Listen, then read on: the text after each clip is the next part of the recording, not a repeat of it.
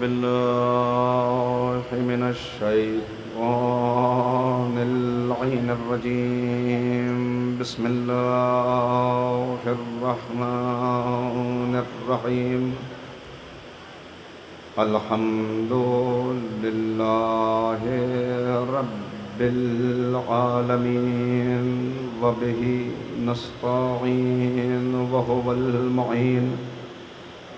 والصلاة والسلام على سيد الأنبياء والمرسلين سيدنا ونبينا وشفيع ذنوبنا وطبيب قلوبنا بالقاسم محمد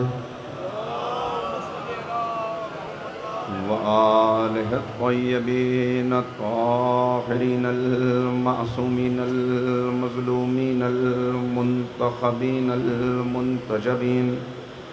أما بعد فقد قال الله تبارك وتعالى في كتابه المجيد وفرقانه الرشيد وقوله الحق.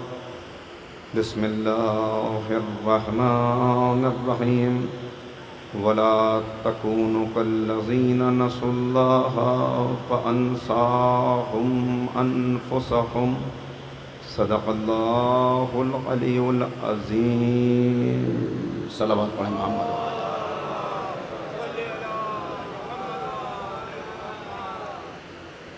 بزرگان محترم، نوجوانان عزیز، سورۃ الحشر کی مختصر سی آیت میں نے اس وقت کی گفتگو کے لیے آپ کے سامنے تلاوت کی. آیت کے الفاظ مختصر ہیں مگر پیغام بہت ہی اہم ہے. وَلَا تَكُونُوا كَالَّذِينَ نَسُوا اللَّهَ، مت ہو جانا ان لوگوں کی طرح جنہوں نے اللہ کو بھلا دیا. جب انہوں نے اللہ کو بھلایا تو اللہ نے ان کے ساتھ کیا کیا، یہ بہت ہی قابل توجہ ہے. اور اگر قرآن کریم کا یہ پیغام ہمیں ہر وقت یاد رہے تو حقیقت یہ ہے کہ ہماری زندگی منقلب ہو جائے، ہماری زندگی بدل جائے، شب و روز تبدیل ہو جائیں، ترجیحات کچھ اور ہو جائیں اور ہم ایک دوسرے ہی انسان بن جائیں. وَلَا تَكُونُوا كَالَّذِينَ نَسُوا اللَّهَ فَأَنْسَاهُمْ أَنفُسَهُمْ، مت ہو جانا ان لوگوں کی طرح جنہوں نے اللہ کو بھلا دیا. جب انہوں نے اللہ کو بھلایا، وہ اللہ سے غافل ہوئے تو اللہ نے ان کو انہی سے غافل کر دیا. انہوں نے اللہ کو بھلایا، وہ اللہ کو بھول بیٹھے، اللہ کو نہیں بھول بیٹھے بلکہ خود اپنے آپ کو بھول بیٹھے. یعنی یہ دعوت دی جا رہی ہے غور و فکر کی کہ اے انسانوں، اپنی زندگی کے مقصد کو کبھی فراموش نہ کرنا اور یاد رکھنا کہ تم اس دنیا میں بغیر سبب اور بغیر مقصد کے بھیجے نہیں گئے. کائنات میں نظر دوڑاتے چلے جاؤ، ذرے سے لے کر آفتاب تک، قطرے سے لے کر دریا تک، پتنگے سے لے کر جبرائیل تک، جو ساری مخلوقات کا خالق ہے وہی تمہارا خالق ہے. جو تمہارا خالق ہے وہی تمہارا مالک ہے. جو تمہارا مالک ہے وہی رازق ہے. جو رازق ہے وہی قادر ہے. صرف مالک نہیں ہے، مالک الملوک ہے. صرف قادر نہیں ہے، علی کل شیء قدیر ہے. سب کچھ اس کے قبضہ قدرت میں ہے. لہٰذا اے بندگان خدا، اپنی زندگی کے کسی بھی لمحے اپنے رب کو فراموش نہ کرنا، اپنے اللہ سے غافل نہ ہونا، اپنی مقصد خلقت کو بھول نہ جانا، اپنی آخرت کو فراموش نہ کر دینا، اپنی زندگی کو بے مقصد نہ سمجھ لینا، اپنی زندگی کو یوں ہی تفریح اور سیر کی نظر کر کے گزر نہ جانا، ورنہ تم انتہائی خسارے میں رہو گے، ناکامی میں رہو گے، گھاٹے کا سودا ہوگا جو تم نے کیا ہوگا۔ اس لیے کہ ایک مقصد دے کے تمہیں اس دنیا میں بھیجا گیا ہے، اس مقصد کو اگر محفوظ کرو گے، اس مقصد کی حفاظت کرو گے تو تم بھی کامیاب ہوتے چلے جاؤ گے۔ ایک بہت بڑا انسان، بہت عالیشان گاڑی، اس کی گاڑی پر ایک بڑا سا اسکریچ پڑا ہوا تھا،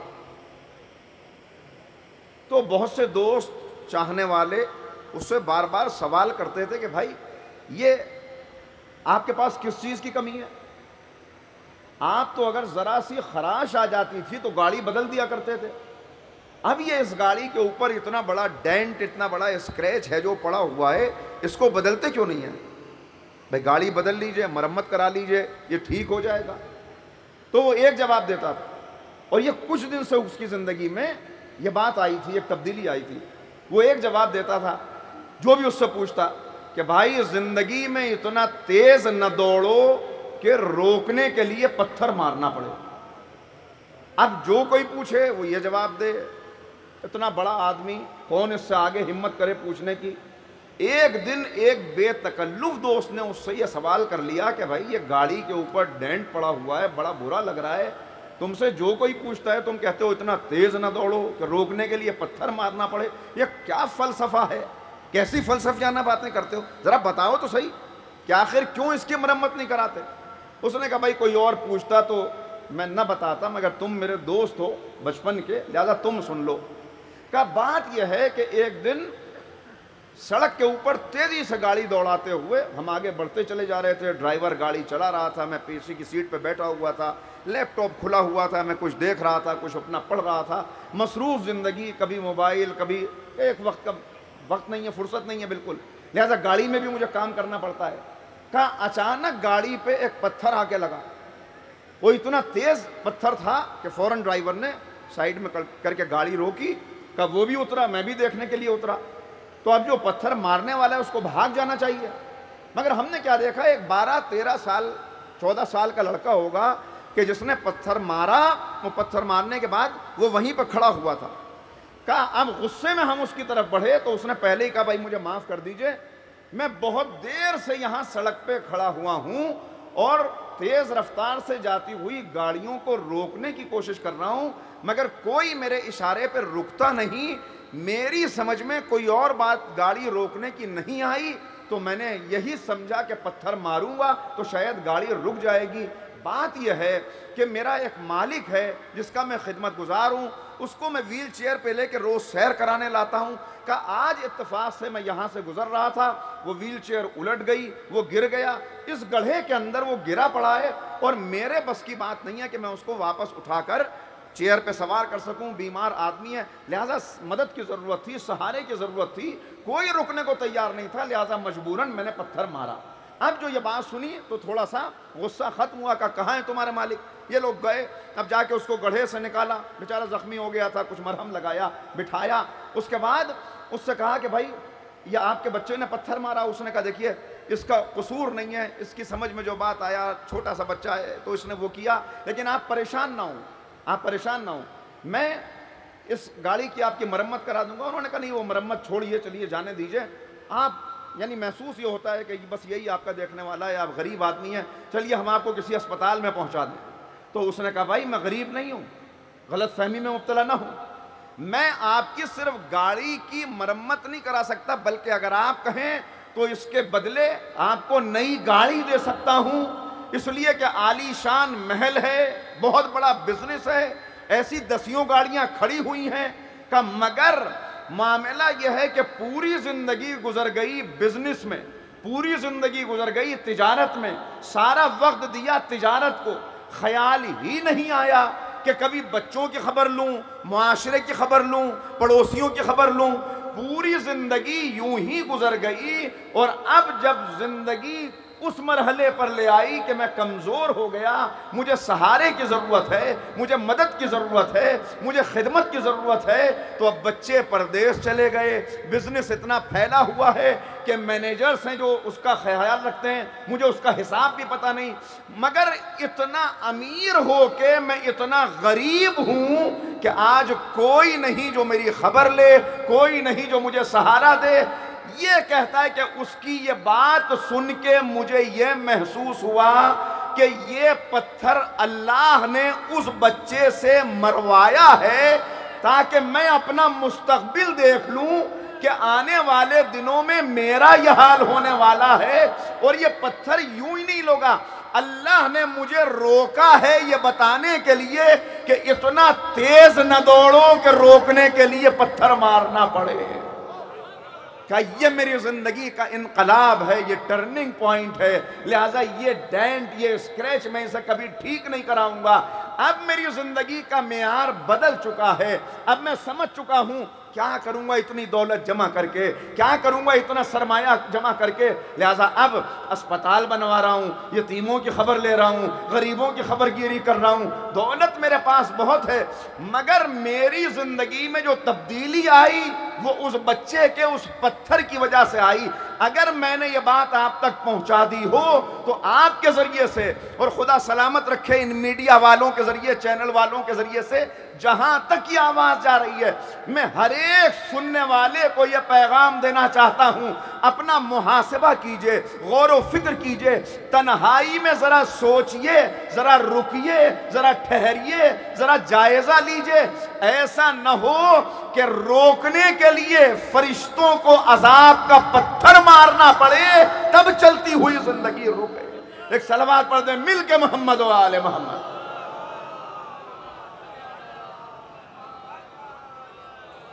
تو زندگی گزر رہی ہے اسی تیز رفتاری کے ساتھ، زمانہ بڑھتا چلا جا رہا ہے، اور اس زمانے کے ساتھ ہم بھی بڑھتے چلے جا رہے ہیں۔ جو سب کی ترجیحات ہیں وہی ہماری ترجیحات ہیں، جو سب کو پسند ہے وہی ہمیں بھی پسند ہے، جو سب کی چاہت ہے وہی ہماری چاہت بھی ہے۔ اس لیے کہ اس رش میں، اس بڑھتی ہوئی زندگی میں، اس گہما گہمی میں، اس بازار میں دنیا کے بڑھتے ہوئے، ہم میں سے اکثریت یہ بھول چکی ہے کہ ہماری زندگی کا مقصد کیا ہے۔ ہم یہ فراموش کر چکے ہیں کہ جیسے سب ہیں ہم ویسے نہیں ہیں، وہ اور ہیں ہم اور ہیں۔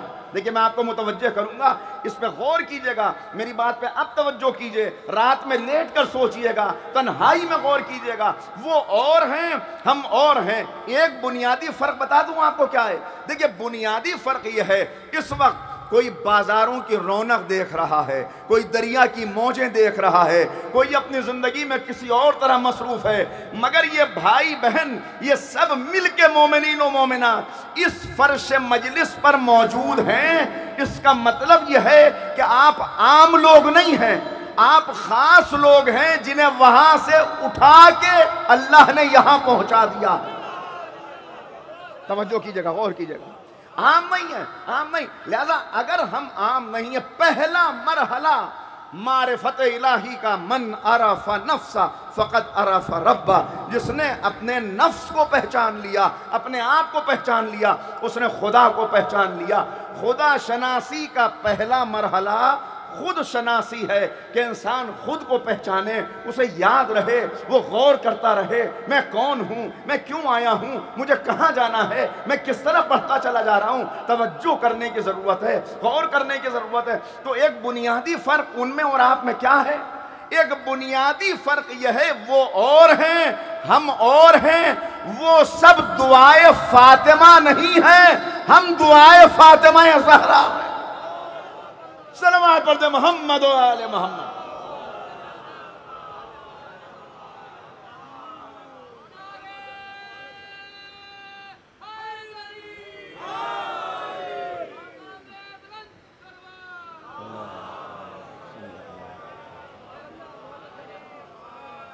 لہذا اپنے مقصد کو فراموش نہ ہونے دیں، اس لیے کہ جو خدا کو بھول گیا وہ خود کو بھول گیا۔ وَلَا تَكُونُوا كَالَّذِينَ نَسُوا اللَّهَ فَأَنْسَاهُمْ أَنفُسَهُمْ۔ حالت کیا ہے قوم کی؟ حالت کیا ہے؟ لیکن اکثریت کی، سب اس پہ غور کریں، سب کو توجہ کرنے کی ضرورت ہے۔ حالت کیا ہے؟ رمضان میں ہم سب سے بڑے دیندار، ادھر رمضان آیا ادھر ہم جبرائیل کے بھائی، ادھر عید آئی ہم ابلیس کے بھائی، کھیل کا میدان ہو تو ہم سے بڑا ماہر کھیل کا کوئی نہیں۔ ارے وہ ٹیم نے ایسا کیوں کیا، اس نے یہ غلطی نہ کی ہوتی وہ ایسے جیت جاتی، اس نے یہ کیا، وہ کھلاڑی ایسا لگ رہا ہے ساری دنیا کی جتنی بڑی ٹیمیں ہیں ان کو ہم نے ہی ٹریننگ دی ہے، ہم ہی ان کے کوچ ہیں، سب سے بڑے ماہر۔ الیکشن کا موقع آ جائے، سب سے بڑے ماہر سیاست کا فلاں پارٹی اس مرتبہ وہاں جا رہی ہے، وہ ایسا ہو رہا ہے، سب سے بڑے ماہر۔ قانون کا کوئی مسئلہ ہو، سب سے بڑے ماہر قانون۔ آپ غور کر رہے ہیں؟ یہی ہماری کیوں؟ اس لیے کہ مقصد کو فراموش کر کے صرف غازی گفتار بنے ہوئے ہیں۔ یہ 2 تولے کی زبان ہے جو چل رہی ہے، عملی زندگی سے دور ہو چکے، وقت ایسا لگ رہا ہے کہ بہت زیادہ ملا ہوا ہے، یہ وقت کسی طرح گزارا نہیں جا رہا، لہذا کبھی ماہر جنگ بنے ہوئے ہیں، کبھی ماہر سیاست بنے ہوئے ہیں، کبھی ماہر قانون بنے ہوئے ہیں، ہر جگہ بیٹھ کے بڑی مہارت کے ساتھ گفتگو کر رہے ہیں، گویا سب سے زیادہ علم ہمیں کو ہے، سب سے زیادہ صلاحیت ہمارے پاس ہے۔ کوئی فن کا میدان ہو، ہم سے بڑا ماہر فن کوئی نہیں ہے۔ اگر کوئی اب جملہ توجہ کیجئے گا جملے پہ، اگر کوئی طبیب مل جائے، ڈاکٹر مل جائے تو ہم سے بڑا مریض کوئی نہیں، اگر کوئی مریض مل جائے تو ہم سے بڑا طبیب کوئی نہیں۔ غور کر رہے ہیں؟ اگر رسوم و رواج کا موقع ہو اور رسوم و رواج پہ خرچ کرنے کی بات ہو تو ہم سے بڑا امیر کوئی نہیں، اگر غریبوں کی سرپرستی کرنی ہو تو ہم سے بڑا فقیر کوئی نہیں۔ یہ در در کی ٹھوکریں کھا رہے ہیں، بہک رہے ہیں، نہ مقصد سامنے، بس زبان چل رہی ہے، غازی گفتار بنے ہوئے ہیں۔ اقبال نے کہا تھا خدا تجھے کسی طوفان سے آشنا کر دے، اے قوم کے جوان تو جس غفلت میں ہے۔ دیکھیں کسی سے یہ کہہ دیا جائے کہ تو طوفان کی زد پہ آ جائے، زلزلے کی زد پہ آ جائے، آندھیوں کی زد پہ آ جائے، تو یہ دعا ہے یا بد دعا ہے؟ تو اقبال کیا کہہ رہے ہیں؟ اقبال بد دعا دے رہے ہیں۔ خدا تجھے کسی طوفان سے آشنا کر دے کہ تیرے بحر کی موجوں میں اضطراب نہیں۔ تجھے کیوں کسی طوفان سے آشنا کر دے؟ اس لیے کہ دریا ابھی سکون میں ہے، دریا کی موج میں کوئی ہلکی سی لہر بھی نہیں ہے۔ اسی طرح تیری زندگی ہے پرسکون، اور جب انسان کو سکون مل جائے تو سکون کے بعد مزید سکون کی تلاش کرتا ہے۔ ذرا سے جسم کو، ایک تو سکون کو جانتا ہی نہیں کہ سکون کہتے کسے ہیں۔ دیکھیں یہ بھی آپ کی خدمت میں عرض کر دوں، ہر انسان سکون کی تلاش میں بے سکونی کا شکار ہے۔ کہنے لگے بھائی ایک مرتبہ دولت حاصل ہو جائے پھر زندگی سکون سے گزرے گی، تو پھر ہر دولت مند کو پرسکون ہونا چاہیے۔ کہا ایک مرتبہ طاقت مل جائے پھر زندگی میں سکون آ جائے گا، تو ہر طاقتور کو پرسکون ہونا چاہیے۔ ہے ایسا یا نہیں؟ کہ ایک مرتبہ مولانا میری شادی ہو جائے پھر دیکھیے میری زندگی میں سکون آ جائے گا، تو ہر شادی شدہ کو سکون والا ہونا چاہیے۔ ہے ایسا؟ تو سکون کی تلاش میں پریشانی جانتے ہیں کیا ہے؟ پریشانی یہ ہے کہ جس چیز کے پیچھے دوڑ رہا ہے وہ ہے راحت، آرام، اور جس چیز کو تلاش کر رہا ہے وہ ہے سکون۔ سکون کو وہاں تلاش کر رہا ہے جہاں یہ پایا ہی نہیں جاتا۔ ارباب فہم و دانش موجود ہیں، کاش کہ میری بات پہنچ جائے۔ دیکھیے آرام کی تلاش میں بڑھتا چلا جا رہا ہے اور سکون چاہتا ہے، جبکہ اسے پتہ ہی نہیں کہ یہ آرام کی تلاش میں بڑھ کے سکون ڈھونڈنا ایسا ہی ہے جیسے چوٹ لگی ہو گھٹنے پر، مرہم لگا رہا ہو پیشانی پر۔ تو آرام کہاں سے آئے گا؟ آرام کہاں سے آئے گا؟ بھائی آرام الگ چیز کا نام ہے، سکون الگ چیز کا نام ہے۔ آرام ملتا ہے جسم کو، سکون ملتا ہے روح کو۔ ارے صلوات پڑھیے نا محمد و آل محمد۔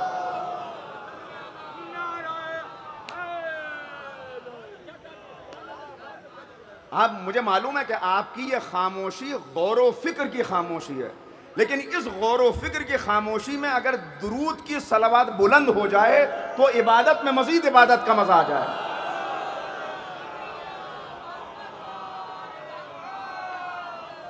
آپ نے غور کیا؟ دیکھیں میں مثال دوں تاکہ بات واضح ہو جائے.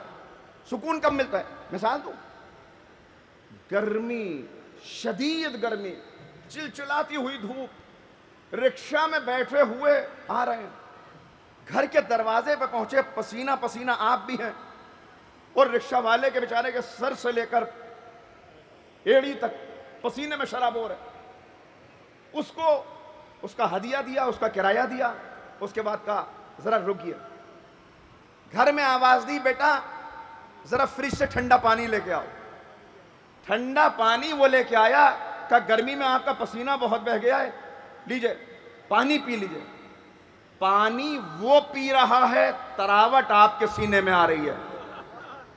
پانی وہ پی رہا ہے، تراوٹ آپ کے سینے میں آ رہی ہے. یہ ہے سکون، یہ ہے سکون. عزیزوں، سکون جمع کرنے کا نام نہیں ہے، سکون دوسرے کو سکون دینے کا نام ہے. آج کے بات کو پہنچا سکوں. سکون جمع کر نہیں، میں جملہ کہوں قرآن کی روشنی میں، سکون جمع کرنے کا نام نہیں ہے، جمع کرنے والے کی فضیلت نہیں ہے. اسلام نے کمانے کا حکم دیا. کماؤ، پوری طاقت پوری توانائی سے اس دنیا کو حاصل کرو، کماؤ، مگر کمانے کے بعد اس کو جمع کر کے نہ رکھنا. اس پہ کبیر کا خزانہ جمع کر کے اس کے اوپر ناگ مت بٹھا دینا، سانپ مت بٹھا دینا، بلکہ اپنی طاقت سے کماؤ، اللہ کی راہ میں خرچ کرو تاکہ آخرت کے لیے ذخیرہ ہوتا چلا جائے. یاد رکھیے، اسی لیے قرآن کریم نے جمع کرنے والوں کی تعریف نہیں کی، اللہ کی راہ میں لٹانے والوں کے لیے پورا سورہ دہر نازل ہو گیا. صلوات پڑھ دیجئے محمد و آل محمد.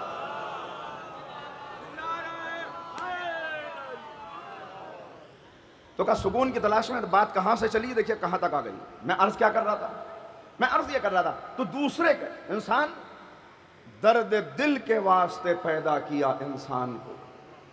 اصل مسئلہ یہ ہے، یہ تصور عبادت جو تم لیے بیٹھے ہو کہ میں اللہ کو راضی کروں گا اپنے سجدوں سے، اپنی عبادتوں سے، اپنی تسبیح و تحلیل سے، اور بس مفہوم عبادت تم نے یہی سمجھ لیا کہ عبادت کا مطلب ہے.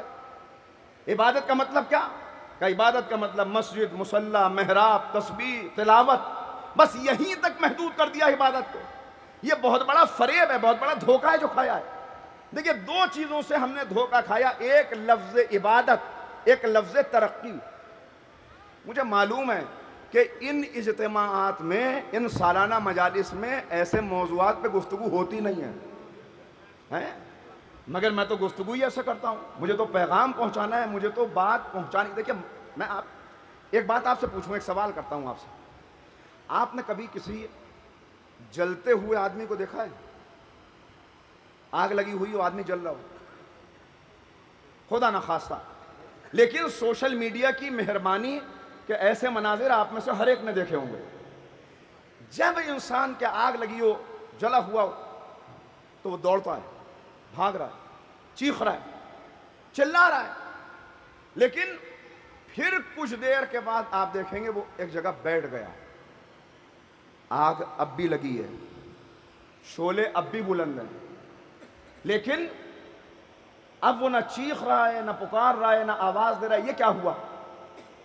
جلنا بند ہو گیا؟ نہیں.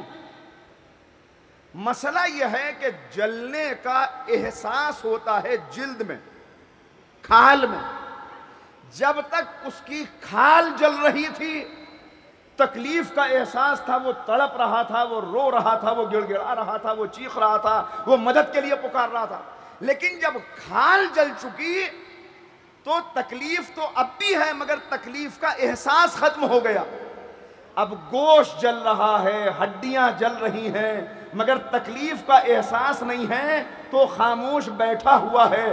مجھے معاف کیجئے گا، 1400 سال کی تاریخ میں اس قوم کے ساتھ بھی کچھ ایسا ہی ہوا ہے کہ کب سے بے حیائی اور بے غیرتی کے شعلوں پہ یہ جل رہی ہے. جلتے جلتے کھال تو کب کی جل چکی، شعلے اب بھی بلند ہیں، ہڈیاں اب بھی جل رہی ہیں، مگر تکلیف کا احساس نہیں ہے تو اپنی ہی قبر پہ بیٹھی ہوئی قہقہا لگا رہی ہے، اپنی ہی بربادی دیکھ کر قہقہا احساس ہی نہیں ہے کہ ہم کہاں جا رہے ہیں، کس طرف جا رہے ہیں۔ اس کو کہا اقبال نے کہ خدا تجھے کسی طوفان سے آشنا کر دے کہ تیرے بحر کی موجوں میں اضطراب نہیں۔ اے نوجوان، اے قوم کی نئی نسل، اے قوم کے باشعور انسان، تیرا شعور کہاں چلا گیا؟ جب تجھے راحت ملی تو راحت مزید راحت چاہتی ہے۔ بدن کو آرام دے کے دیکھیے ذرا، پھر یہ مزید آرام چاہے گا۔ کہ بہت دھوپ ہے، کہ ایک چادر کا شامیانہ مل جاتا، شامیانہ مل گیا، کہ ٹین کا ایک شیڈ ہوتا، وہ مل گیا، کہ ایک پکا مکان ہوتا، وہ مل گیا، کہ ایک عالیشان کوٹھی ہوتی، وہ مل گئی، کہ یہ سامنے گلی سے جو یہ گزرتے ہیں ریڑھی والے، سبزی والے، ان کی آواز نیند میں خلل ڈالتی ہے۔ مکان ایسا ہوتا کہ آگے سے میں اس کو کم سے کم 100 گز 100 میٹر پیچھے ہٹ کے بناتا، آگے پارک ہوتا تاکہ ان کی آواز نہ آئے، وہ مل گیا۔ انسان کی خواہشات کی کوئی حد نہیں ہے، کوئی حد نہیں ہے۔ ٹرین میں کھڑا ہوا ہے، پیر رکھنے کی جگہ نہیں ہے، دوسرے پیر ٹکانے کی جگہ مل جائے، وہ مل گئی۔ اتنی سی بیٹھنے کی جگہ مل جاتی، وہ مل گئی۔ ذرا اطمینان سے بیٹھ سکتے، اتنی جگہ مل گئی۔ اب یہ برابر والے جو 2 بیٹھے ہوئے ہیں، یہ ناگوار گزر رہے ہیں کہ اگر یہ نہ ہوتے تو میں لیٹ کے جاتا۔ یہ ہے راحت، کہ اگر انسان راحت کا عادی ہو جائے تو پھر راحت مزید راحت چاہتی ہے۔ اسلام نے کہا سنو، اللہ تم کو محنت کش دیکھنا چاہتا ہے، اللہ تم کو مصروف عمل دیکھنا چاہتا ہے، اللہ اس جوان کو پسند کرتا ہے جو اس کی راہ میں نکل پڑے، جو اس کی راہ میں بڑھ پڑے۔ نبی کریم کا گزر ہو رہا ہے، اصحاب ساتھ میں ہیں، ایک جوان کو دیکھا کہ انتہائی طاقتور خوبصورت، وہ بڑی محنت کر رہا ہے، تو ایک مرتبہ اصحاب نے کہا کہ کتنا اچھا خوبصورت حسین جوان ہے، کاش کہ یہ جوان یہاں کے بجائے مسجد میں ہوتا۔ پیغمبر نے کہا یہ مسلمان ہے، کہا جی مسجد آتا نہیں ہے، کہا آتا تو ہے، لیکن یہ مسجد میں اس وقت آتا ہے کہ جب صفیں کھڑی ہو جاتی ہیں، آخری صف میں آ کے کھڑا ہوتا ہے، جلدی جلدی نماز پڑھتا ہے، نماز ادھر مکمل ہوئی، اب نہ مستحبات نہ کچھ، بلکہ پھر دوڑتا ہے واپس۔ لہذا کاش کہ یہ عبادت کی اہمیت جانتا۔ پیغمبر نے کہا سنو، اگر اس کی یہ محنت، اس کا یہ پسینہ بہانا اس لیے ہے کہ اپنے بچوں کو رزق حلال کھلا سکے، اپنے والدین کی ضرورت پوری کر سکے، اور اپنے جو کمائے اس میں سے کچھ بچا کر کسی غریب کی کوئی مدد کر سکے، تو اس کی عبادت تم سب سے افضل عبادت ہے، اس لیے کہ تمہارا مسجد میں جا کر کھڑے رہنا اور اس کا یہاں کھڑے رہنا، کہ اس کی یہ عبادت اللہ کو فرشتوں کی عبادت سے بھی زیادہ عزیز ہے۔ صلوات پڑھ دیجئے محمد و آل محمد۔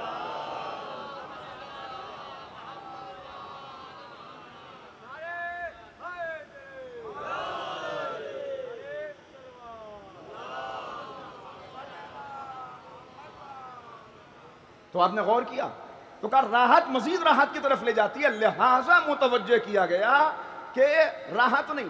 اب اگلی بات بتا رہے ہیں کہ ایسی راحت کہ جو تجھے سلا دے، اس سے اچھا ہے کہ خدا کسی طوفان کو تیری زندگی میں لے آئے، کیونکہ جب طوفان آ جاتا ہے تو اب انسان بیٹھا نہیں رہتا۔ طوفان آ گیا تو کھڑا ہو گیا، اپنا سامان سمیٹ لیا، طوفان کے مقابلے کے لیے ڈٹ کے کھڑا ہو گیا کہ طوفان کا مقابلہ کروں گا۔ کا ایسا سکون جو تجھے سلا دے، جو تجھے بے حس کر دے، جو تجھے بے عمل کر دے، جو تجھے دنیا دار بنا دے، جو تجھے اللہ سے دور لے جائے، جو تجھے آخرت سے غافل کر دے، ایسے سکون سے اچھا ہے وہ طوفان جو تجھے باعمل بنا دے، جو تجھے کھڑا کر دے، جو تیری طاقت کو جمع کر دے، جو تجھے چلنے پر بڑھنے پر مجبور کر دے۔ اور کیوں تیری زندگی میں یہ سکون آیا، اس کا سبب بھی سن لے اگلے شعر میں۔ کہتے ہیں تجھے کتاب سے ممکن نہیں فراغ، کہ تو کتاب خواں ہے مگر صاحب کتاب نہیں ہے۔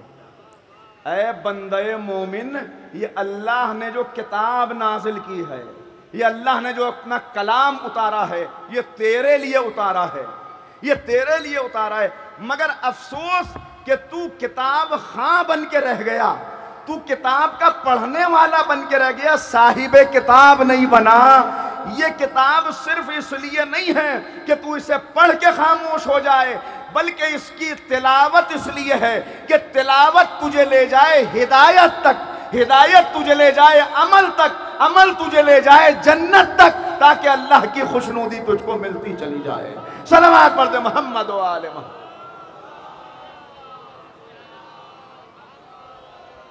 لہذا تجھ کو دعوت عمل دینے کے لیے، تیرے مقصد کو بیدار کرنے کے لیے، یہ اللہ نے ملائکہ کے ذریعے سے جو کلام بھیجا، یہ کتاب، اس سے پہلے آنے والے صحیفے، یہ جتنی کتابیں، جتنے صحیفے نازل ہوئے، یہ سب تیری ہدایت کے لیے۔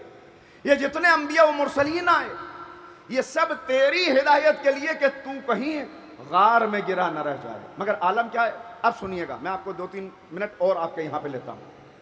اور ماشاءاللہ میں بالکل مطمئن اور خوش ہوں کہ ایسی تلخ گفتگو سن کے بھی کسی کی آنکھیں بند نہیں ہیں، اور اگر کسی کی کہیں بند ہوں گی بھی تو وہ بیچارہ رات بھر کا چونکہ جاگا ہوا ہے، اور لیکن صلوات سے پتہ چل جاتا ہے کہ آپ کتنے آمادہ ہیں۔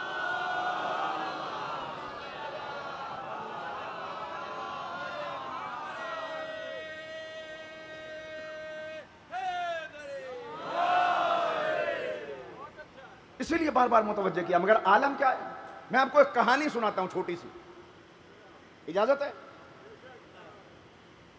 ایک بستی کے اندر سب بیمار ہو گئے، ایک بستی کے اندر سب لوگ بیمار ہو گئے، مرد بیمار، عورت بیمار، جوان بیمار، بچہ بیمار، جلد کی بیماری، جگر کی بیماری، آنکھوں کی بیماری، کانوں کی بیماری، ہر طرف بیماری بیماری ہے۔ جدھر دیکھیے کراہنے کی آواز آ رہی ہے، سسکیوں کی آواز آ رہی ہے، رونے کی آواز آ رہی ہے۔ لوگ یاد کر رہے ہیں کہ ہماری بستی میں بھی کبھی اچھے دن تھے، یہاں کی ہوائیں بھی کبھی صحت لاتی تھیں، مگر اب ہر ایک انسان بیمار ہے، سب پریشان ہے، کیا کریں؟ کسی طرح اس بیماری کی، اس بستی کی خرابی کی اطلاع بادشاہ کو پہنچ گئی۔ بادشاہ بڑا عادل بادشاہ تھا، بڑا مہربان بادشاہ تھا، بڑا رعایا سے محبت کرنے والا بادشاہ تھا۔ اس کو یہ پتا چلا میری بستی میں بیماری پھیل گئی، سب لوگ بیمار ہیں۔ اس نے فوراً اپنے طبیب خاص کو بلایا، طبیب حاذق کو بلایا۔ یہ طبیب، اس سے بادشاہ کو بڑی محبت تھی، اسے اپنے آپ سے جدا کرنا برداشت نہیں تھا، اسے اپنے سے دور کرنا نہیں چاہتا تھا، لیکن ایک طرف طبیب کی محبت، ایک طرف بستی والوں کی پریشانی۔ اس نے طبیب سے کہا کہ اے میرے طبیب، تو میرا حبیب بھی ہے، تو میرا دوست بھی ہے، لیکن میں بستی والوں کو بیمار نہیں دیکھ سکتا، لہٰذا میں تیری جدائی کو برداشت کر لوں گا، تو میرا نمائندہ بن کے، میرا طبیب خاص ہے، میرا نمائندہ بن کے اس بستی میں جا اور ان لوگوں کا علاج کر۔ وہ طبیب اس بستی میں آیا، کہاں شاہی محل، کہاں شاہی ٹھاٹ باٹ، اور کہاں یہ بیماروں کی بستی، مگر بادشاہ کا حکم، اور طبیب بھی ایسا کہ جسے اپنے مریضوں سے اپنے بڑی محبت تھی، اور بادشاہ کے حکم کا بڑا پاس و لحاظ تھا۔ وہ آیا، اس نے سب لوگوں کو دیکھا، بستی کا حال دیکھا، اور اس کے بعد اس نے کہا بھائی سب ایک جگہ جمع ہو جائیں، میں آپ سے بات کرنا چاہتا ہوں۔ سب کو اس نے جمع کیا۔ جب اس نے سب کو جمع کر لیا، اس نے کہا بھائی آپ کی بیماری دیکھ کے میں بڑی تکلیف میں مبتلا ہوں، مجھے ایسا محسوس ہوتا ہے کہ میں بیمار ہو گیا آپ کو بیمار دیکھ کر، اور بادشاہ سے مجھے بڑی محبت ہے، اس نے مجھ کو بھیجا ہے، لہٰذا اب اس بیماری کا علاج کریں گے، یا آپ کا مرض لا علاج نہیں ہے، اس بستی کا علاج ہو سکتا ہے، مگر میں نے دیکھ لیا جہاں بھی میں دیکھتا ہوں نالیاں بند پڑی ہوئی ہیں، پانی جمع ہو رہا ہے، کوڑے کا ڈھیر لگا ہوا ہے، یہ کیا بستی کا حال بنا رکھا ہے، لہٰذا میں تم کو کچھ ہدایتیں کروں گا، دیکھو پانی ابال کے پینا ہے، اور یہ ان باتوں کا حفظان صحت کا خیال رکھنا ہے۔ اور کچھ نوجوان اٹھیں، बुजुर्ग उठें, जिसमें जितनी ताकत है सब खड़े हो जाएं और मेरे साथ जो मैं कहता हूं उस पर अमल करें, ताकि बस्ती में फिर से खुशहाली आ जाए, बीमारी दूर हो जाए, परेशानी रुखसत हो जाए। अभी इसने इतना कहा था कि एक जवान उठा, उसने कहा ये तबीब कितना खूबसूरत है। एक बूढ़ा खड़ा हुआ, उसने कहा इसकी आंखें कितनी अच्छी हैं। एक जवान और उठा, उसने कहा इसकी आवाज़ कितनी अच्छी। कोई कहता है इल्म कितना अच्छा, अखलाक कितना अच्छा, चेहरा कितना नूरानी, आवाज़ कितनी हसीन। उसने कहा बस बस मेरी तारीफ बहुत हो गई, अब खड़े हो जाओ, मेरे साथ काम करो, मेरी बात पे अमल करो। जब भी वो कहता है मेरी बात पे अमल करो, ये खड़े होकर उसकी तारीफ करने लगते हैं, ये खड़े होकर कहने लगते हैं कितना अच्छा है, कितना हसीन है, कितना खूबसूरत है। आखिर में तबीब ने आजिज आके कहा भाई तुम्हें क्या हो गया? मैं तो समझता था कि तुम्हारा दिल जिगर गुर्दा खराब है, क्या तुम्हारा दिमाग भी खराब है? अरे मेरी तारीफ करने से ये तो पता चल गया कि तुम्हें मुझसे मोहब्बत है, मगर तुम्हारा इलाज नहीं होगा जब तक मेरे नुस्खे पे अमल न कर लो। 1400 साल से यही इस उम्मत ने अपने नबी के साथ किया। अल्लाह ने देखा उम्मत बीमार है, बीमार उम्मत के इलाज के लिए, तज़किया नफ्स के लिए अल्लाह ने अपने हबीब को तबीब बनाकर भेजा।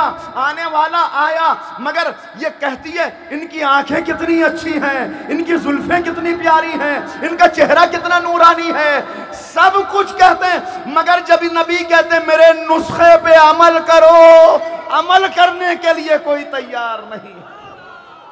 सलावत पढ़ दे मोहम्मद व आले मोहम्मद।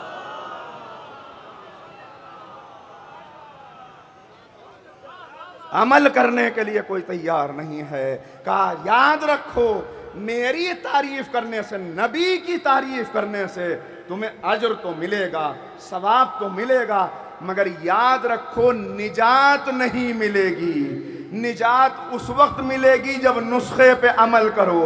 और नुस्खा पैगंबर जाते जाते भी नुस्खा बता के जा रहे हैं कि कहाँ हो, याद रखो बस निजात का एक रास्ता है, इन्नी तारिकुन फीकुमुस सकलैन किताबल्लाहि व इतरती अहले बैती। देखो याद रखो, अगर मेरे बाद कुरान और अहले बैत से वाबस्ता रहोगे तो तुमको कामयाबी मिलती चली जाएगी, गुमराही से बचते चले जाओगे, मगर नुस्खे पे अमल करने के लिए तैयार नहीं।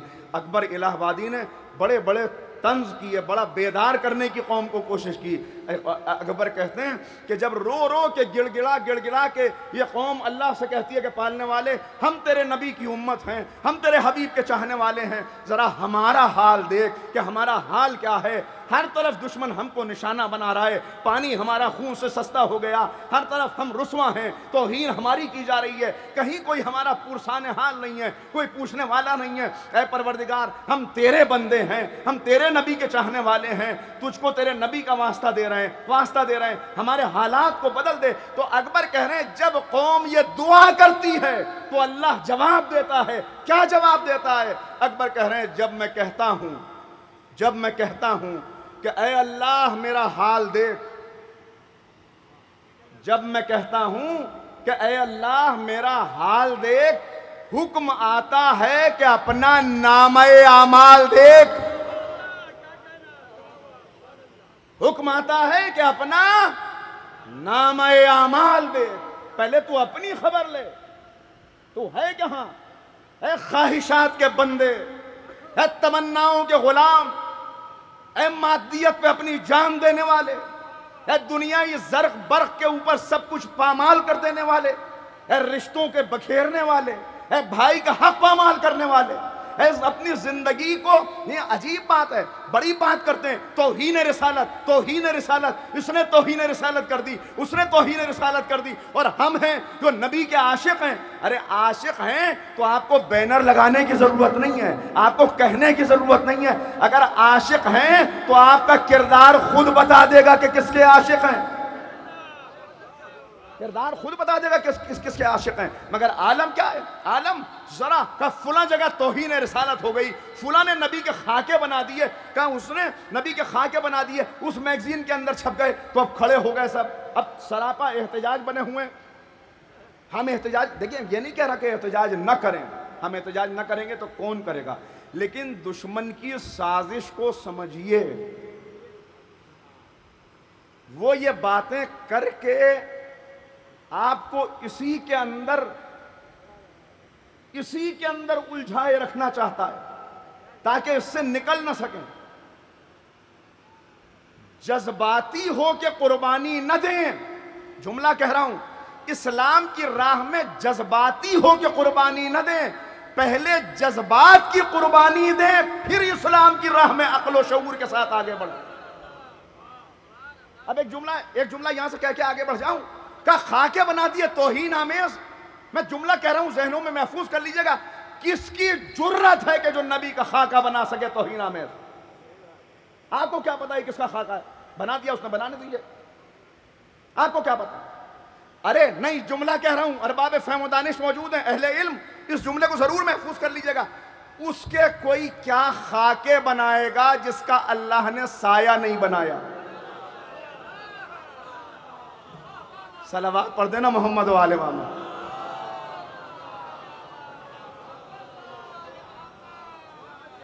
اس کے خاکے کوئی کیا بنائے گا جس کا اللہ نے سایہ نہیں بنایا؟ یاد رکھیے، اصل توہین رسالت کیا ہے؟ اصل توہین رسالت ان کے خاکے بنانا نہیں.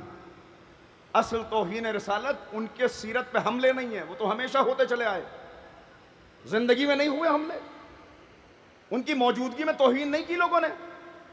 پتھر نہیں مارے، کانٹے نہیں بچھائے، کوڑے نہیں ڈالے، قتل کی سازشیں نہیں کی، پشت کے اوپر اوجھڑی نہیں رکھی،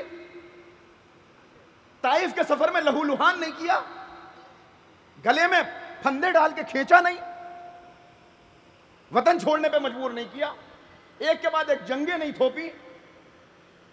کیا کیا توہین کی ہے. لیکن ہمیں اپنا فریضہ سمجھنا ہے. اصل توہین یہ نہیں ہے کہ ان کے خاکے بنائے جائیں. اصل توہین وہ کر رہا ہے جو کلمہ پڑھتا ہے نبی کا، راستے پہ چلتا ہے ابو لہب کے. یا نبی کا کلمہ پڑھنا چھوڑ دو یا ابو لہب کے راستے پہ چلنا چھوڑ دو. اصل توہین رسالت یہ ہے. اصل توہین رسالت یہ ہے. اصل توہین رسالت یہ ہے کہ جو نسخہ کیمیا وہ لے کے آئے، جو قرآن وہ لے کے آئے، جس قرآن کو پہنچانے میں انہوں نے اتنی مصیبتیں برداشت کی، اصل توہین رسالت یہ ہے کہ وہ قرآن ہمارے گھروں کی طاقوں پہ رکھا ہوا دھول کھا رہا ہو. اصل توہین رسالت یہ ہے کہ ہمارے بچے، ہمارے جوان دنیا کی ہر کتاب پڑھنا جانتے ہوں، اس کتاب کو پڑھنا نہ جانتے ہوں. جو پڑھنا جانتے ہیں وہ سمجھتے نہ ہوں، جو سمجھتے ہیں وہ عمل کرنے کو تیار نہ ہوں. یہ ہے اصل توہین رسالت. ورنہ یہ آئے کس لیے آئے؟ پڑھتے ہوئے مجھے کافی دیر ہوئی، ذرا وقت دیکھ لو. ایک مرتبہ صلوات پڑھیں محمد و آل محمد.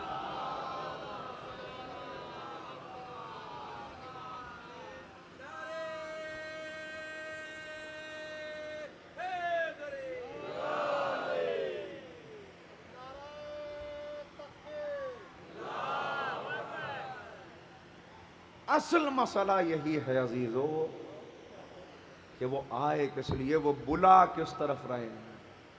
صرف تعریف کرنے سے کام نہیں چلے گا، اس نسخے کے اوپر عمل کرنا، اس نسخے پہ عمل کرنا.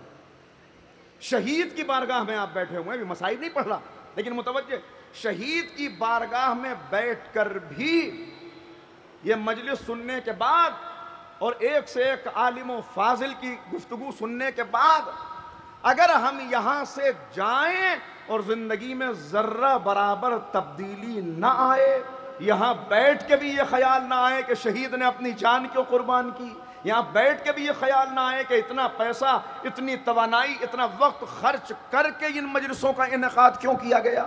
یہ صرف فرش مجلس نہیں ہے، توجہ کیجئے گا، یہ صرف فرش مجلس نہیں ہے، یہ سید الشہداء کا دسترخوان علم ہے جو بچھا ہوا ہے. یہ سید الشہداء کا دسترخوان علم ہے. ہر ایک کو دعوت دی گئی، آؤ بیٹھو، غور کرو، رزق لو، ذہن کو رزق دو، معرفت کا رزق لو. صرف مادی رزق نہیں، یہاں سے رزق لے کر اٹھو. یہاں سے رزق. اور کوئی یہ نہ سمجھے, دیکھیے خدا کا شکر ہے آپ حضرات کی اس انداز سے یہاں موجودگی, بڑا میرا دل مطمئن ہو رہا ہے کہ ماشاءاللہ لوگ اس آمادگی کے ساتھ مجھ جیسے طالب علم کی بات بھی سنے لے رہے ہیں. ایک گھنٹہ مشکل ہو جاتا ہے کہ اب یہی باتیں کیے جا رہے ہیں, لیکن میں مگر ایک بات آپ کی خدمت میں عرض کروں, جہاں جو دیکھیے گھر جا کے شکر کے سجدے کریں, گھر جا کے, ابھی میں نے کہا کہ اللہ نے آپ کو وہاں سے یہاں پہنچا دیا سب سے نکال کر. اب دوسری بات کہہ رہا ہوں, یہ نہ سمجھیے گا کہ آپ اپنی طاقت سے یہاں آئیں, اپنی دولت سے یہاں آئیں. اگر طاقت یہاں لاتی تو کتنے طاقتور ہیں جو کبھی یہاں نہیں آ پاتے. اگر دولت یہاں لاتی تو کتنے دولت مند ہیں جنہیں کبھی توفیق نہیں مل پاتی ہیں. اگر فرصت یہاں لاتی تو کتنے فرصت ہیں والے ہیں جو چوراہوں پر بیٹھے ہوئے ہیں مگر ان کو یہ فرش نصیب نہیں ہوتا. لہذا اس بات پہ شکر کے سجدے کریں. اور معصوم کی بات, معصوم کیا فرما رہے ہیں؟ 3 معصومین سے میں نے یہ حدیث دیکھی جو اب آپ کی خدمت میں اپنے الفاظ میں جلدی سے نظر کر رہا ہوں کہ جب اپنے دلوں میں ہماری محبت کی ٹھنڈک محسوس کرو تو اپنی ماں کے حق میں دعا کرو. اپنی ماں کے حق میں دعا کرو. کون سی چیز یہاں لائی ہے, کون سی چیز یہاں لائی ہے؟ 2 باتیں ان میں سے بیان کر رہا ہوں. اپنی ماں کے حق میں دعا کرو. کیا محسوس کرو؟ محبت کی ٹھنڈک. دنیا کے ہر لٹریچر میں دیکھ لیجئے محبت کو گرمی بتایا گیا ہے. محبت یعنی گرمی, شعلہ, چنگاری, پتنگا, آگ, آگ کا دریا, یہ ہے محبت. سب محبت کو گرمی کہتے ہیں مگر کلام الامام امام الکلام, امام کا جملہ جب محبت کی ٹھنڈک محسوس کرو. اے مولا سب تو محبت کو گرمی بتاتے ہیں, آگ بتاتے ہیں, پتنگا بتاتے ہیں, شعلہ بتاتے ہیں, آپ محبت کو ٹھنڈک فرما رہے ہیں. کہ یہی فرق تو ہم بتانا چاہتے ہیں کہ دنیا کی محبت آگ ہے, دنیا کی محبت آگ ہے جس میں عاشق کا دل جلتا ہے, لوگ خوش ہوتے ہیں. ہماری محبت ٹھنڈک ہے جس میں عاشق کا دل ٹھنڈا ہوتا ہے, لوگ جلتے ہیں. صلوات پڑھتے محمد و آل محمد.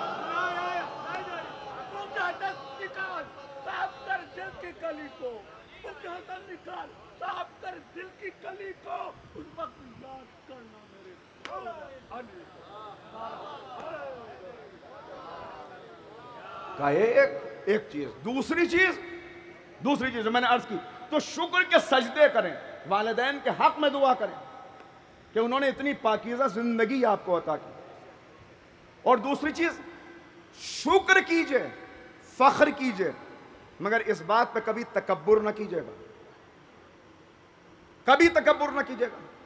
یہ جملے جوانوں کی زبان پہ نہ آئے ہوتے تو میں بھی یہ جملے نہ کہہ رہا ہوتا.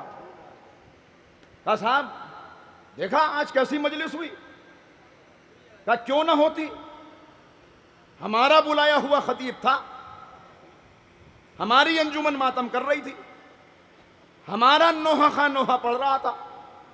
ہے یہ جملے یا نہیں؟ یہ باتیں ہیں.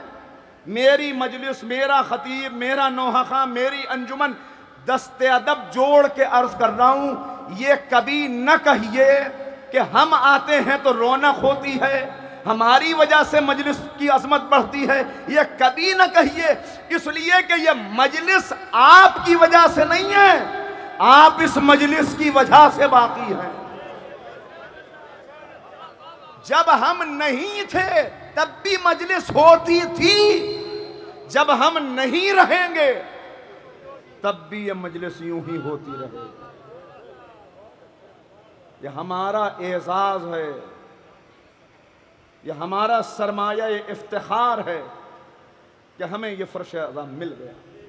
اور اس کے لیے دلیل دوں, کوئی یہ سمجھتا ہو کہ ہم نے بڑا اچھا انتظام کیا, ہم نے کیا کہنا, ہمارا غور کر لیجئے گا اور سوچ لیجئے گا.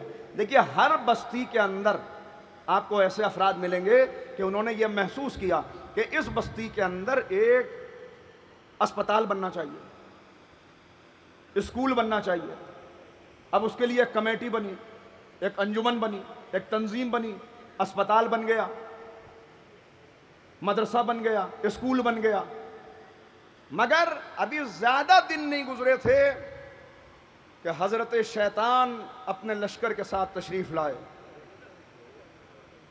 اور انہوں نے کہا کہ بھائی ان میں کون سے سرخاب کے پر لگے ہیں کہ وہ صدر بن گئے, تم تو ان سے زیادہ لائق ہو, تم کو ہونا چاہیے تو صدر. انہوں نے کہا صدر وہ کیوں وہ بنے, وہ تو ہم بننے چاہیے. سیکریٹری ان کو کیوں بنا دیا, ہمیں بنانا چاہیے. نتیجہ کیا ہوا بھائی؟ قوم کی یہی حالت ہے اس وقت یا نہیں ہے؟ غلط تو نہیں بیان کر رہا ہے؟ نتیجہ کیا ہوا؟ اسکول کھلا بند ہو گیا, اسپتال بنا تالا لگ گیا, انجمن بنی ٹوٹ گئی, تنظیم بنی بکھر گئی, کتنے ادارے بند پڑے ہیں. ہے ایسا یا نہیں ہے؟ تو اب مجھے دست ادب جوڑ کے ایک جملہ کہنے دیجئے کہ جو اسکول قوم کھولتی ہے وہ کچھ دن بعد بند ہو جاتا ہے. یہ فرش مجلس واحد اسکول ہے جو 1400 برس سے کھلا ہوا ہے. یہ واحد مدرسہ ہے جو 1400 برس سے چل رہا ہے. اگر قوم چلا رہی ہوتی تو بند ہو گیا ہوتا.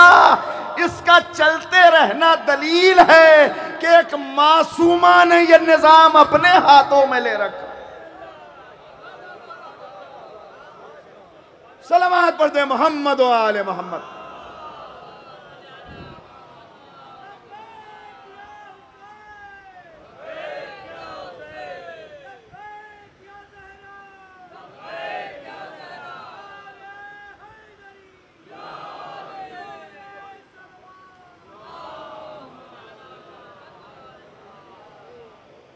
لہذا یاد رکھیں عزیز ہو, یاد رکھیں عزیز ہو, ہر چیز دنیا کی. دیکھیں میرے پیغام سے ایک غلط فہمی ہو سکتی ہے, لہذا اس کا ازالہ کر کے آگے بڑھ جائیں.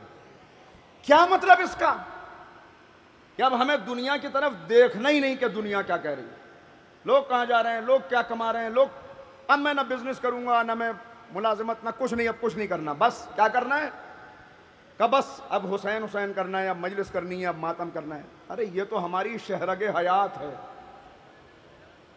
یہ شہرگ, اس کے لیے فرش مجلس بچھانے کی ضرورت بھی نہیں ہے. غور کر رہے ہیں؟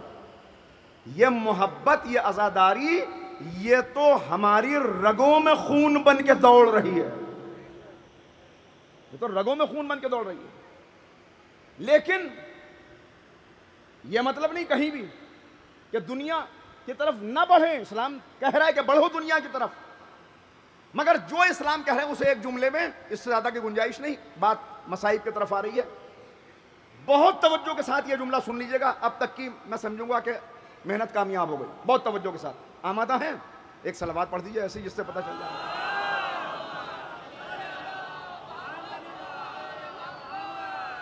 اسلام یہ نہیں چاہتا کہ دنیا آپ کے ہاتھ سے نکل جائے. میرے بزرگ تشریف فرما ہیں, ارباب فہم و دانش ہیں, علماء ہیں, خدا سلامت رکھے سب کو. مائیں بہنیں پس پردہ موجود ہیں, خدا سب کو سلامت رکھے. آپ کی ہر پریشانی کو اس ذکر کے صدقے میں, اس مقدس بارگاہ کے صدقے میں اللہ رب العزت ہر پریشانی کو دور فرمائے, ہر شرعی حاجت کو پورا کرے. آپ کو ایمان کی دولت, عمل کی دولت, معرفت کی دولت اللہ رب العزت عنایت کرے. بزرگوں کو قوت و توانائی اور طول عمر عطا کرے. جوانوں کو سرمایہ دین قرار دے. ہم سب کو اللہ رب العزت, ہم سب میں آپس میں جہاں جہاں بھی اختلافات ہیں اس کو اتفاق میں تبدیل کر دے. ان دعاؤں کی قبولیت کے لیے اس جملے سے پہلے ایک صلوات اور پڑھیں مل کے محمد والے.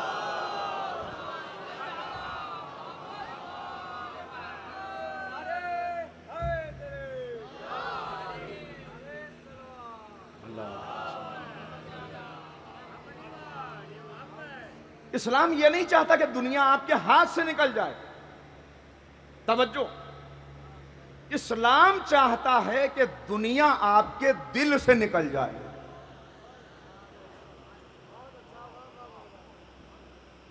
اسلام یہ نہیں چاہ رہا دنیا ہاتھ سے نکل جائے، اسلام چاہ رہا ہے دنیا دنیا دل سے نکل جائے۔ اب جملہ کہہ رہا ہوں، ہاتھ سے دنیا نکل جائے تو انسان فقیر ہو جاتا ہے، دل سے دنیا نکل جائے تو انسان ولی ہو جاتا ہے۔ اور جیسے ہی دل سے دنیا نکلے، دل کا تعلق اس صاحب دل سے پیدا ہو جاتا ہے جو حقارت سے دنیا کو دیکھ کے کہہ رہا ہے جا کسی اور کو دھوکہ دینا، علی نے تجھے 3 مرتبہ طلاق دی، جس کے بعد رجوع کی گنجائش بھی نہیں۔ اس سے تعلق پیدا ہو گیا۔ مولا کائنات سے ہمارے تعلق کیا ہیں؟ علی سے بندوبست ختم ہو گئی تقریر۔ علی سے بندوں کے تعلق، چاہنے والوں کے تعلق 3 طرح کے ہیں، 3 طرح کے کیا ہیں؟ علی خلیفۃ المسلمین ہے، یہ دائرہ بہت وسیع ہے، بہت وسیع دائرہ ہے، خلیفۃ المسلمین۔ دوسرا تعلق علی امیر المومنین ہے، یہ دائرہ پہلے والے سے تنگ ہے، اس دائرے میں ہر ایک داخل نہیں ہو سکتا۔ لیکن تیسرا تعلق جو مولا چاہتے ہیں کہ ہمارا ان سے پیدا ہو جائے، وہ کیا ہے؟ علی امام المتقین ہے۔ خلیفۃ المسلمین والے بہت ہیں، امیر المومنین والے بھی کافی ہیں، مگر امام المتقین والا تعلق پیدا کرنے والے کا اسلام یہ نہیں چاہتا کہ تم راہبانہ زندگی گزارو، اسلام چاہتا ہے زاہدانہ زندگی گزارو۔ آؤ علی کی طرف، بس جہاں سے گفتگو شروع کی تھی وہیں پہ ختم۔ میں نے کیا کہا؟ نہ بھول جانا اللہ کو، ورنہ بھول جاؤ گے خود کو۔ مولا کائنات کی صفات، بڑی بڑی صفات، بڑے بڑے فضائل، زندگیاں تمام ہو جائیں، قلم خشک ہو جائیں، سیاہیاں سمندر بن جائیں، پھر بھی تحریر میں نہیں لائے جا سکتے، مگر ان فضیلتوں میں ایک فضیلت جسے علامہ ابن اسیر نے، جو اہل سنت کے بڑے عالم ہیں، بڑی شخصیت ہیں، انہوں نے بیان کیا کہ علی کی ایک صفت کیا تھی۔ وقت پورا پھیلانے کا نہیں ہے، لہذا خلاصہ عرض کر رہا ہوں۔ کیا صفت تھی؟ کا صفت یہ تھی کہ جب مولا اپنے بیت الشرف سے برآمد ہوتے تھے، جب علی نکل کے لوگوں کے بیچ میں آتے تھے، تو کتنے لوگ تھے جو مولا کا چہرہ دیکھ کر رک جاتے تھے، اور ان کی زبان پر کچھ کلمات آتے تھے، کچھ جملے آتے تھے۔ وہ جملے کیا تھے؟ علی کو دیکھ کے کہتے تھے لا الہ الا اللہ ما اعلم ھذا الفتى، لا الہ الا اللہ ما اشجع ھذا الفتى، لا الہ الا اللہ ما اکرم ھذا الفتى، لا الہ الا اللہ ما اشرف ھذا الفتى۔ کہ علی کو دیکھتے تو فوراً کہتے لا الہ الا اللہ، یہ کتنا بڑا عالم ہے۔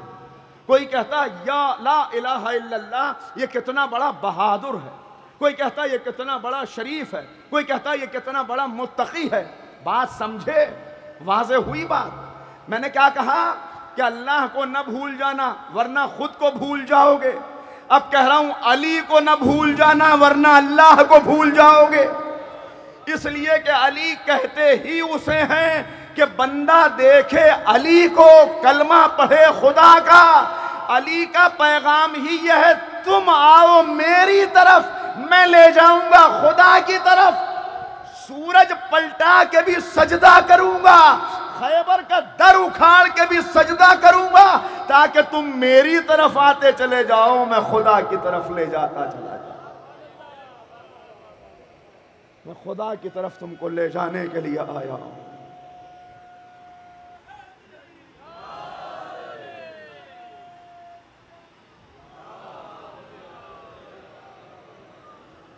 میں تم کو آیا ہوں خدا کی طرف لے جانے کے لیے، تم آؤ بندگان خدا، تم میری طرف قدم تو بڑھاؤ۔ صلوات پڑھ دیں محمد والے۔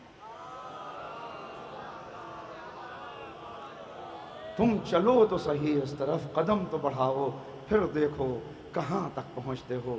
یہ دنیا ہم نے اپنی نعمتوں کے تعارف کے لیے بنائی ہے، اس دنیا میں نعمتوں کا تعارف حاصل کرو تاکہ تمہیں نعمتوں کو پانے کی جستجو اور محبت اور شوق تمہارے اندر پیدا ہو، اور پھر بڑھو ہماری طرف۔ دیکھو ہم تمہیں کتنی نعمتیں عطا کرتے ہیں، کتنی نعمتیں، مگر ایک بات، آخری بات بس میں پڑھ چکا، مگر ایک بات یاد رکھنا، ایک بات یاد رکھنا،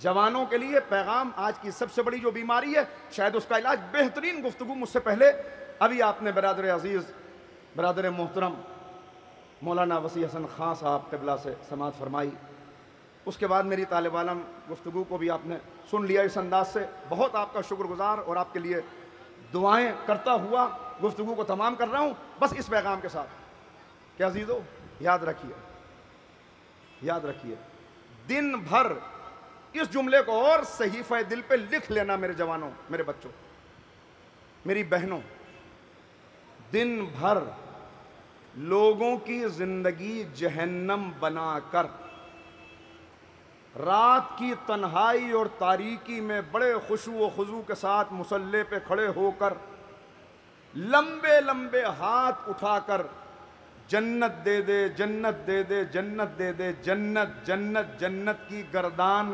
کرنے سے جنت نہیں ملے گی۔ پھر جملہ دہرا رہا ہوں، لوگوں کی زندگی جہنم بنا کر رات بھر جنت کی دعائیں مانگنے سے جنت نہیں ملے گی، تم لوگوں کی زندگی جنت بناتے چلے جاؤ، اللہ تمہاری زندگی جنت بناتا چلا جائے گا۔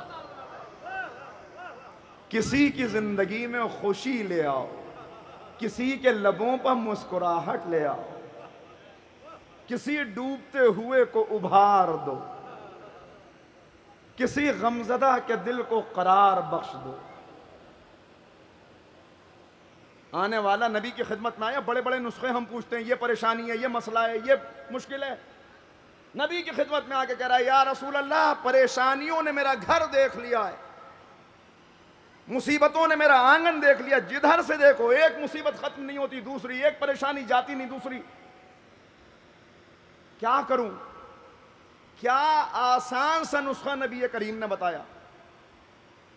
پیغمبر نے کہا سن، تیری پریشانیاں بہت ہیں مگر پھر بھی کوئی تجھ سے کم حیثیت والا بھی تو ہوگا، کوئی تجھ سے بھی کمزور تو ہوگا۔ کہا جا تو اپنے سے کم حیثیت والے کی پریشانیوں کو دور کر اور پھر اللہ کی بارگاہ میں ہاتھ اٹھا دے، تو اس کی مشکل حل کر دے، اللہ تیری مشکل کو حل کر دے۔ یہ ہے اسلام کا حسن، یہ ہے اسلام، یہ ہے اسلام کا حسن۔ اور اسی اسلام کی طرف 61 ہجری میں کھڑے ہوئے آقا حسین دعوت دے رہے تھے، آ جاؤ، کہاں چلے گئے ہو؟ قرآن کہہ رہا ہے اینا تذہبون، اینا تذہبون، ارے بھائی کہاں غائب ہو گئے؟ قرآن میں اللہ بندوں سے پوچھ رہا ہے میرے بندوں کہاں چلے گئے؟ تم کہاں غائب ہو گئے؟ مجھے تم نظر نہیں آ رہے، کہاں ہو تم؟ یعنی نظر نہیں آ رہی ہے، میں ترجمہ صرف مفہوم کا کر رہا ہوں کہ کہاں ہو تم؟ میں جن جگہوں پہ تم کو دیکھنا چاہتا ہوں وہاں تو تم ہو ہی نہیں۔ اینا تذہبون، کہاں جا رہے ہو؟ اے میرے بندوں کہاں جا رہے ہو؟ کوئی گھر سے لاپتہ ہو جائے، گھر کا کوئی فرد، تو اشتہار نکالا جاتا ہے نا کہ بھائی کہاں چلے گئے؟ اللہ نے قرآن میں اشتہار نکال دیا، میرے بندوں کہاں چلے گئے؟ آ جاؤ، واپس پلٹ آؤ، آ جاؤ۔ اور پھر جب گھر والے، جوان لڑکا چلا گیا، خفا ہو کے، ناراض ہو کے اشتہار نکالتے تو نیچے ایک جملہ ہوتا ہے، بھیا واپس آ جاؤ، تمہاری اماں کی یہ حالت ہے، بہن کی یہ حالت ہے، واپس آ جاؤ، تم سے کچھ نہیں کہا جائے گا، تم سے کچھ نہیں پوچھا جائے گا، کوئی تمہیں ڈانٹے گا نہیں، کوئی تم سے کچھ نہیں کہے گا۔ قربان جاؤں اپنے خالق کے کہ جس نے کہا میرے بندے تو کہاں چلا گیا؟ میری نافرمانی کر کے گیا ہے، میرا سرکش بن کے گیا ہے، میرے بارے میں شک میں مبتلا ہو کے گیا ہے۔ ما غرک بربک الکریم، آجا آجا، پلٹ کے آجا، واپس آجا، تیرا رب کریم ہے، تجھے کچھ کہا نہیں جائے گا۔ یہیں پہ بات ختم ہو جاتی، کچھ کہا نہیں جائے گا؟ نہیں، بلکہ اس نے اور ایک بات کہی، ان اللہ یحب التوابین۔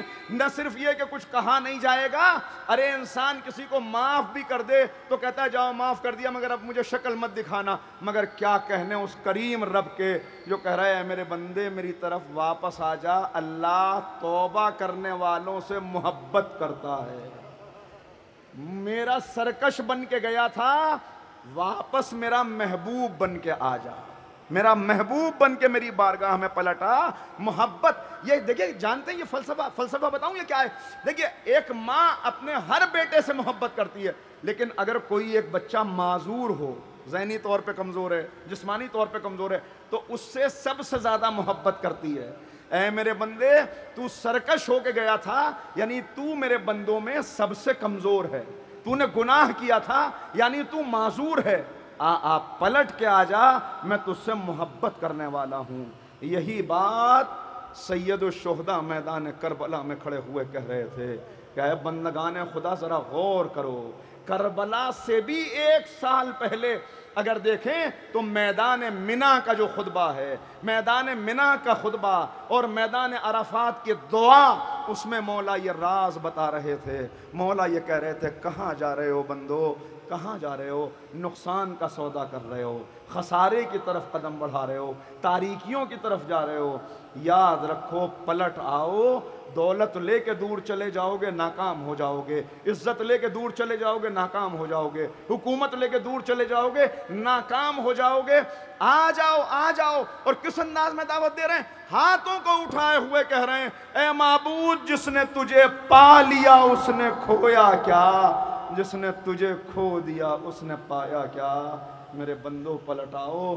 اب میں ایک جملہ شہید کو گواہ بنا کے آپ سب کی موجودگی میں آپ سب کو شامل کرتے ہوئے آقا حسین کو سلام کروں شہید کی بارگاہ میں بیٹھ کر سب کی طرف سے، اے مولا ہم آپ کی بارگاہ میں آ گئے، اے آقا خراج عقیدت لے کے آئے ہیں، اے آقا ٹوٹا ہوا دل لے کے آئے ہیں، اے آقا اپنی حاجتیں لے کے آئے ہیں، اے آقا اپنا ناقص عمل لے کے آئے ہیں، اے آقا ادھورے سجدے لے کے آئے ہیں، اے آقا وہ دل لے کے آئے ہیں جس میں خواہشات بھری ہوئی ہیں، بیمار بن کے آئے ہیں، کمزور بن کے آئے ہیں، ضعیف بن کے آئے ہیں، مطلبی بن کے آئے ہیں، خود غرض بن کے آئے ہیں، آپ کی بارگاہ میں کھڑے ہوئے ہیں۔ کیسے آپ کو سلام کریں؟ اے حسین میرے پاس لفظیں نہیں تمہیں سلام کرنے کے لیے، مگر جن لفظوں میں تم نے خدا کا ذکر کیا میں انہی لفظوں سے لفظیں ادھار لے کر اس سارے مجمع کی طرف سے، مردوں عورتوں کی طرف سے، بھائی بہنوں کی طرف سے آقا آپ کی خدمت میں حاضر ہوں۔ آپ نے اللہ کے لیے کہا تھا کہ جس نے تجھے کھو دیا اس نے پایا کیا، جس نے تجھے پا لیا اس نے کھویا کیا۔ اے حسین ہم سب آپ کی بارگاہ میں حاضر ہیں، اے حسین جس نے تجھے کھو دیا اس نے پایا کیا، جس نے تجھے پا لیا اس نے کھویا کیا۔ جسے حسین مل گیا اسے شریعت مل گئی، جسے حسین مل گیا اسے قرآن مل گیا، جسے حسین مل گیا اسے نبی مل گئے، جسے حسین مل گیا اسے خدا مل گیا۔ اے حسین، حسین کیا ہے؟ حسین باب اللہ ہیں، حسین باب الجنہ ہیں، حسین باب الرحمہ ہیں۔ یہ سب حدیثیں ہیں، یہ سب حدیثیں ہیں جن کے ترجمے آپ کی خدمت میں پیش کر رہا ہوں۔ کیا ہے حسین؟ کس انداز میں کھڑے تھے، کیسے کھڑے تھے؟ عزیزو کیسے کھڑے تھے حسین جانتے ہیں؟ میں تو میرے پاس لفظیں نہیں کہ میں بیان کر سکوں کہ کس طرح کھڑے ہوئے تھے۔ لباس ہے پھٹا ہوا، غبار میں اٹا ہوا، تمام جسم نازنی چھدا ہوا کٹا ہوا۔ یہ کون حق شناس ہے؟ یہ کون شہسوار ہے؟ بلا کا شہسوار ہے کہ ہے 1000 دشمنوں کے سامنے ڈٹا ہوا۔ یہ بالیقین حسین ہے، نبی کا نور عین ہے، حسین ہے، حسین ہے، یہ ہے حسین۔ یہ کون حق پرست ہے، مئے ولا میں مست ہے کہ جس کے سامنے کوئی بلند ہے نہ پست ہے۔ یہ کون حق پرست ہے؟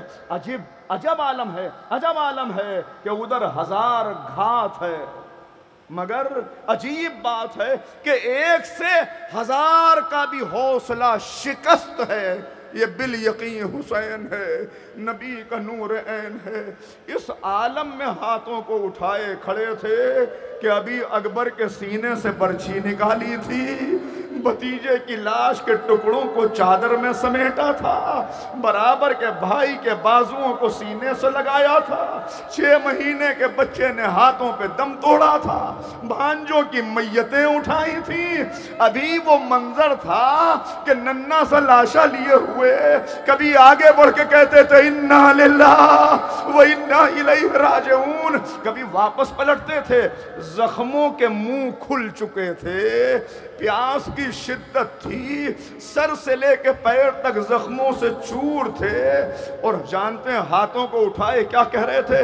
خدا غریق رحمت کرے میر انیس کو کہ جنہوں نے منظر کھینچا کہ سب کچھ قربان کر کے کہہ رہے تھے کہ اے میرے معبود، تو نے دولت جو تھی مجھ خاک نشی کو سونپی، وہ امانت تیرے بندے نے زمین کو سونپی، تو نے مجھے جو کچھ عطا کیا تھا میں نے تیری بارگاہ میں قربان کر دیا، اب میں خود تیری بارگاہ میں آ رہا ہوں، مگر کیسے آؤں؟ شرمندہ ہوں، کیسے آؤں؟ سب کچھ قربان کر کے بھی محسوس کر رہا ہوں، کیا محسوس کر رہا ہوں؟ ہاتھ خالی تیرے دربار میں آتا ہے حسین، ہاتھ خالی تیرے دربار میں آتا ہے حسین۔ ان ہاتھوں پہ ہم قربان ہو جائیں جن ہاتھوں نے سب کچھ راہ خدا میں لٹا دیا۔ وہ کہہ رہے ہاتھ خالی تیرے دربار میں آتا ہے حسین، کوئی تحفہ تیرے لائق نہیں پاتا ہے حسین، میں نے سب کچھ قربان کر دیا مگر کیا تیرا حق ادا ہو گیا؟ بندہ کیسے تیرا حق ادا کر سکتا ہے؟ یہ کہہ کے رخصت آخر کے لیے خیمے میں آئے۔ بس اس منظر پہ گفتگو تمام کر دوں، آئے، عجب عالم تھا، لکھا ہے کہ پہنچے اور کیا کہا؟ جناب سید سجاد کے سرہانے پہنچے اور وصیت، اس وصیت کو بھی میر انیس صلی اللہ مقاموں نے بیان کیا۔ کیا کہتے ہیں کہ آ کے اتنا کہا، بس ایک وصیت ہے تمہیں اے میرے جانی، کرنا نہ فراموش میری تشنہ دہانی، کرنا نہ فراموش میری تشنہ دہانی، 36 پہر ہو گئے پایا نہیں پانی، پانی دے میرے بعد اگر دشمن جانی تو کیا کرنا؟ تم فاتحہ بابا کا دلا دیجیو بیٹا۔ اے سید سجاد اگر پانی ملے تم فاتحہ، اگلا مصرع میری بہنوں کی نظر کر رہا ہوں، تم فاتحہ بابا کا دلا دیجیو بیٹا، تھوڑا سا سکینہ کو پلا دیجیو بیٹا۔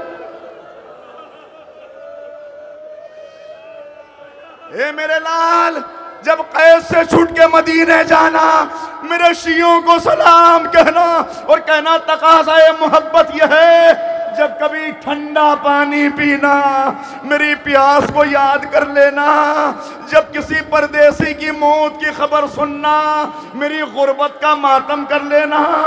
اور عزادارو سنیں، چلے لیجئے میں نے پڑھ دیا، آئے اور اب بہن سے کیسے رخصت ہوئے، میرے پاس لفظیں نہیں کہ میں پڑھ سکوں، مگر روایت کی فقرے یہ ہیں کہ کچھ دیر خیمے میں سناٹا تھا، زینب چپ تھی، حسین چپ تھے، خواتین خاموش تھی، بچے سہمے ہوئے تھے، کہیں سے کوئی آواز نہ آتی تھی۔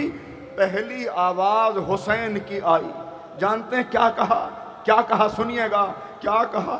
اے بہن مجھے بھول نہ جانا، زینب اب محشر کے میدان میں ملاقات ہوگی، مگر اے بہن نماز شب میں اپنے بھائی کو یاد رکھنا۔ اچھا خدا حافظ، زینب الوداع کر دو۔ زینب نے خدا حافظ کہا، حسین سوار ہوئے۔ کیسے سوار ہوئے نہیں پڑھتا، مگر ہاں اتنا ہے، کبھی حبیب کے خیمے کو دیکھا، کبھی جون کے خیمے کو دیکھا۔ عجب عالم تھا، عجب عالم تھا، کوئی نظر نہ آیا۔ یا ابطال الصفا و یا فرسان الحجا، اے میرے شیرو، میرے دلیرو، کہاں ہو؟ میں تم کو پکار رہا ہوں، جواب نہیں دیتے۔ زینب نے بھائی کو سوار کرایا، حسین چلے۔ آخری فقرے سننا، ابھی راہوار آگے نہ بڑھا تھا کہ بہن کی آواز آئی، بھیا میری ایک تمنا پوری کر دو۔ زینب کیا؟ زینب کیا؟ بھیا ابھی یہ فوجیں تانا دے رہی تھی کہ حسین اب کوئی اکبر جیسا بیٹا نہیں ہے، اب کوئی عباس جیسا بھائی نہیں ہے۔ اے بھیا انہیں ایک مرتبہ اماں کے دودھ کی طاقت دکھا دو، یہ تمہیں مجبور سمجھ رہے ہیں، انہیں ایک مرتبہ بتا دو کہ تم علی کے بیٹے ہو۔ میدان میں آئے، حجت تمام کی، جب جواب گستاخی بھرے آئے کہا اچھا تم نے مجھے مجبور سمجھ لیا، تم نے مجھے کمزور سمجھ لیا، تو لو اب ایک مجبور کی جنگ دیکھو، ایک کمزور کی جنگ دیکھو۔ یہ کہہ کے زخمی انگلیاں قبضہ شمشیر پائیں، بس اس منظر پہ گفتگو تمام، قبضہ شمشیر پائیں، تلوار بے نیام ہوئی، جیسے فضا میں ایک بجلی چمک گئی ہو، اور اب جو تلوار چلی تو ایسا لگتا تھا یہ حسین کی تلوار نہیں چل رہی، یہ اللہ کا عذاب نازل ہو رہا ہے۔ قوم سمود کے اوپر پتھر گر رہے ہیں جیسے بجلی کسی پہاڑ کے اوپر گری ہو۔ تلوار چلاتے ہوئے آگے بڑھتے جاتے تھے، رکابوں پہ زور دے کے اٹھتے تھے، کہتے تھے تم نے میرے اکبر کو مار ڈالا، تم نے میرے عباس کو مار ڈالا، تم نے میرے قاسم کو مار ڈالا۔ لڑتے لڑتے دریا کے کنارے آ گئے، دیکھا بابا کی تصویر خون میں ڈوبی ہوئی، رکابوں پہ زور دے کے اٹھے، عباس عباس، جواب نہ ملا۔ کہا اچھا بھیا مجھ سے ناراض ہو گئے، اچھا یہ حملہ تمہاری طرف سے کرتا ہوں۔ اور اب جو حملہ کیا تو فوجیں کہہ رہی تھی حسین تمہیں اکبر کا واسطہ، حسین تمہیں عباس کا واسطہ۔ نگاہ آسمان کی طرف اٹھی، سب کو بندوں کو رب کی طرف بلانے والا رب کی طرف دیکھ رہا ہے۔ آواز آئی یا ایتھا النفس المطمئنہ ارجعی الی ربک راضیۃ مرضیہ۔ حسین میری جنت کو زینت بخش دے، حسین آجا میرے بندے پلٹا۔ تلوار نیام میں رکھی، فوجیں پلٹی، کسی نے تیر مارا، کسی نے تلوار ماری۔ عجب عالم تھا، عجب عالم تھا، چلتے تھے چار سمت سے بھالے حسین پر، ٹوٹے ہوئے تھے برچھیوں والے حسین پر، قاتل تھے خنجروں کو نکالے حسین پر، یہ دکھ نبی کی گود کے پالے حسین پر گرتے تھے اور سنبھالنے والا کوئی نہ تھا، تیر ستم نکالنے والا کوئی نہ تھا۔ آواز دی، آواز دی، ارے عزادارو بس آخری فقرے کیسے زمین پہ آئے نہیں پڑھتا، مگر بس آخری منظر، آخری منظر۔ ایک مرتبہ شمر ملون آگے بڑھا، سید کی زلفوں کو پکڑا، وہ شمر و جالسن علی صدر ہی، سینے پہ سوار ہوا، کند خنجر، سوکھا گلا، زمین کربلا کو زلزلہ، ایک بہن کی آواز، ایک ماں کا گریہ، ارے میرا بچہ، میں نے چکیاں پیس